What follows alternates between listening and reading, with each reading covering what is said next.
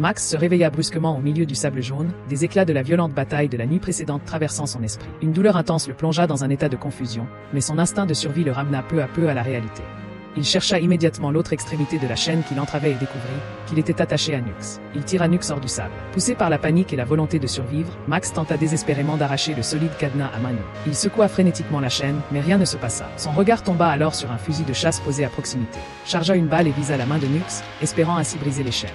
Mais lorsqu'il appuya sur la détente, l'arme ne tira pas. C'était un fusil défectueux. Perdant tout espoir, Max tenta même de mordre le cadenas dans un accès de désespoir. C'est alors qu'un bruit brisa le silence du désert. Il se retourna brusquement et aperçut un véhicule blindé. Une lueur d'espoir s'alluma dans son regard. Sans perdre une seconde, il hissa l'inconscient Nux sur son épaule, agrippa la porte de la voiture à laquelle la chaîne était attachée et se dirigea avec difficulté vers le véhicule.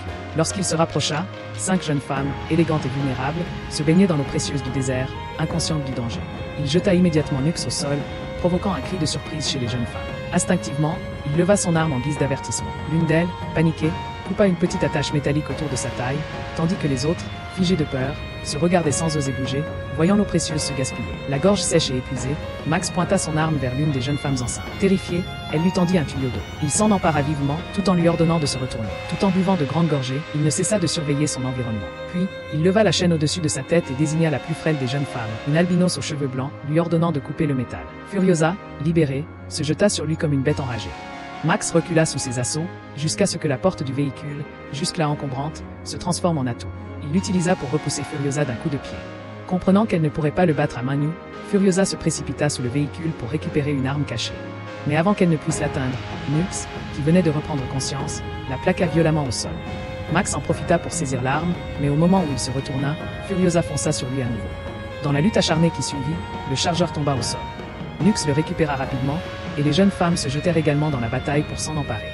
Malgré la rage de Furiosa, l'écart de force physique joua en faveur de Max. Finalement, le bruit d'un coup de feu mit fin au chaos. Il n'avait tué personne, il voulait seulement partir. Il s'empara du véhicule, laissant les jeunes femmes désemparées, car c'était leur dernier espoir de survie. Mais Furiosa ne comptait pas abandonner.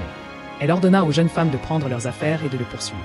Elle savait que Max ne pourrait pas aller loin. Et elle avait raison. Après seulement quelques kilomètres, le véhicule s'arrêta net, à court de carburant ou en panne. Furieux, Max frappa le volant. Pendant ce temps, les jeunes femmes l'avaient déjà rattrapé. Sachant qu'il ne pouvait plus fuir seul, il accepta de les emmener avec lui. Mais le danger était loin d'être écarté. Nux, désormais réveillé, s'était lancé à leur poursuite, et au loin, une horde de véhicules ennemis fonçait droit sur eux.